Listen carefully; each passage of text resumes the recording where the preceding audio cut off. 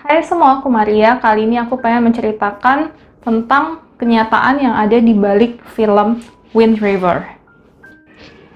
Wind River digambarkan sebagai suatu daerah yang diliputi oleh salju, terpencil, dan sangat dingin.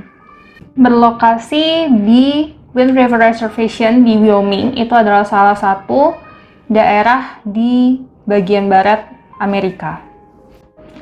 Film ini menggambarkan bagaimana investigasi terhadap perempuan-perempuan pribumi yang hilang dan dibunuh dan kasusnya tidak terselesaikan. Digambarkan dengan seorang gadis muda yang meninggal setelah diperkosa oleh beberapa orang. Kemudian dia melarikan diri dengan bertelanjang kaki dan mati kedinginan di tengah badai salju. Kemudian paru-parunya pecah karena menghirup udara yang terlalu dingin. Kenyataan di balik film ini adalah bahwa adanya sebuah komunitas yang terlupakan dan terabaikan. Isu sosial terkait dengan diskriminasi terhadap kaum perempuan terjadi di seluruh berbagai belahan dunia, tidak terkecuali Amerika.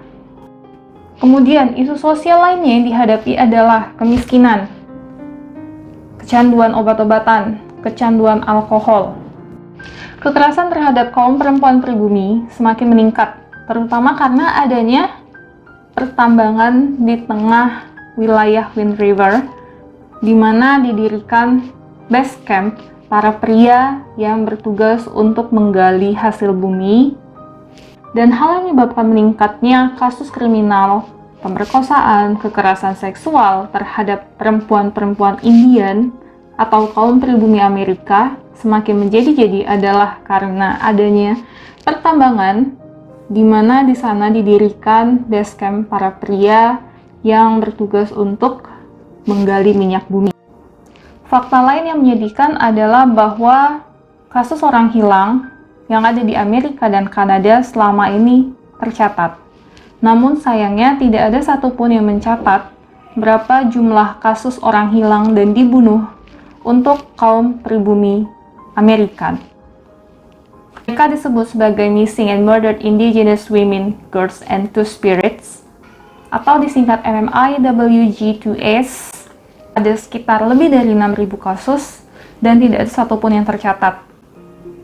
Para aktivis dari komunitas MMIWG2S menyatakan bahwa perempuan hilang, baik dibunuh, diculik, ataupun diperdagangkan. Bahkan pemusnahan terhadap perempuan pribumi tidak henti-hentinya dilakukan. Thousands of cases on missing and murdered indigenous women and girls, and there's no any statistical data. What a sadness.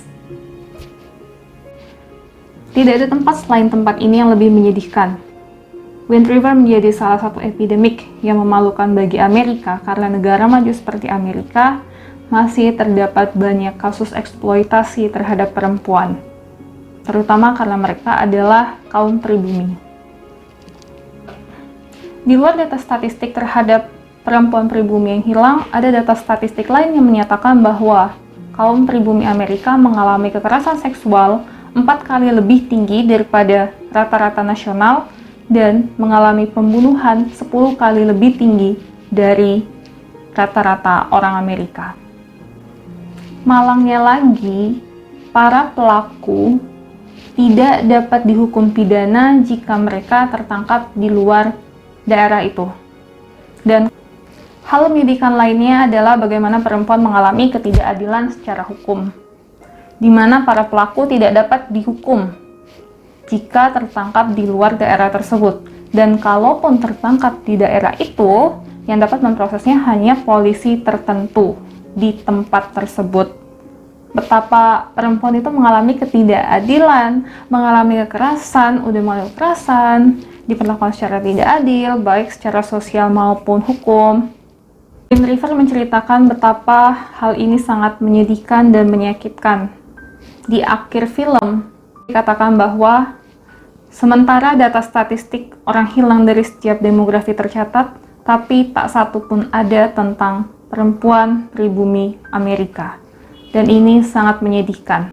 Di akhir film ada satu dialog yang sangat menyentuh, yang merupakan ungkapan hati penduduk pribumi setempat Mereka mengatakan bahwa luck don't live out here, luck live in the city. Mereka merasa bahwa tidak ada keberuntungan di tempat mereka. Keberuntungan hanya didapat ketika kita hidup di kota. Wind River hanya contoh kecil yang menggambarkan bagaimana kaum perempuan itu hidup di tengah ketidakadilan, hidup di tengah kecemasan dan kekhawatiran tentang kekerasan seksual, tentang pembunuhan, perdagangan, penculikan, dan berbagai macam kekerasan sosial lainnya, yang kemudian tidak mendapatkan perlindungan hukum yang sama dengan kaum pria. Tentu, kekerasan terhadap perempuan, ketidakadilan, ini dialami oleh perempuan di seluruh dunia di bagian belahan bumi manapun. Kaum wanita selalu menjadi kaum yang terdiskriminasi, diperdagangkan, direndahkan, martabat seorang perempuan selalu dipertanyakan. Wanita seharusnya memiliki hak dan kewajiban di berbagai macam aspek yang sama dengan pria. Saya harap kamu, kita semua menjadi kaum feminis modern yang siap berjuang untuk membela hak-hak kaum perempuan. Terima kasih sudah menonton, teman-teman boleh like kalau suka video saya, bisa komen juga untuk memberikan saran dan masukan, bisa share, dan yang terpenting, jangan lupa untuk subscribe. Sampai jumpa di video selanjutnya, dadah!